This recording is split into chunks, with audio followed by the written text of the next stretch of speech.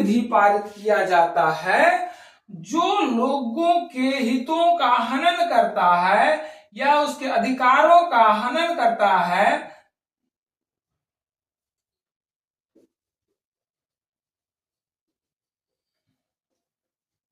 लोगों के अधिकारों का हनन करता है, तो ऐसी विधि को न्यायालय में लाया जा सकता है और उसके औचित्य का निर्धारण हमारा सुप्रीम कोर्ट करता है।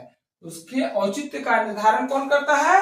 सुप्रीम कोर्ट, माननीय उच्चतम न्यायालय के द्वारा उसके औचित्य का निर्धारण किया जाता है। अगर वह विधि या कानून जो है लोगों के अधिकारों का हनन करता हुआ दिखाई देता है या लोगों के अधिकारों के खिलाफ है, लोगों के अधिकारों का उल्लंघन करता है, तो ऐसी विधि को अवैध घोषित कर दिया जाएगा। न्यायालय द्वारा क्या घोषित कर दिया जाएगा?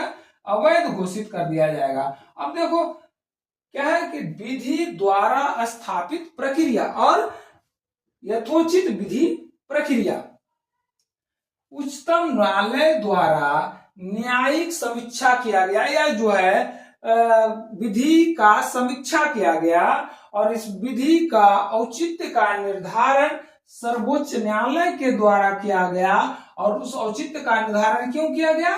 फंडामेंटल राइट्स के कारण किया गया। यानी जो है यथोचित विधि प्रक्रिया के द्वारा, यथोचित विधि प्रक्रिया के द्वारा लोगों के अधिकारों का हनन नहीं किया। अगर उचित विधि है जो यथोचित है, उसके अनुसार उसके अधिकारों का हनन किया जा सकता है। जैसे बहुत सारे हैं।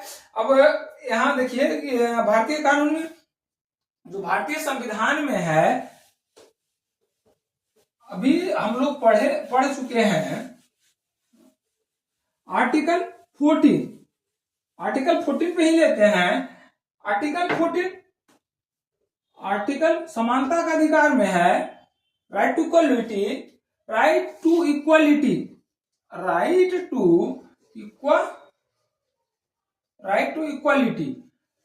टू इक्वलिटी में क्या कहता है? जाति, मूल, वंश, धर्म आदि के आधार पर विभेद नहीं किया जा सकता है।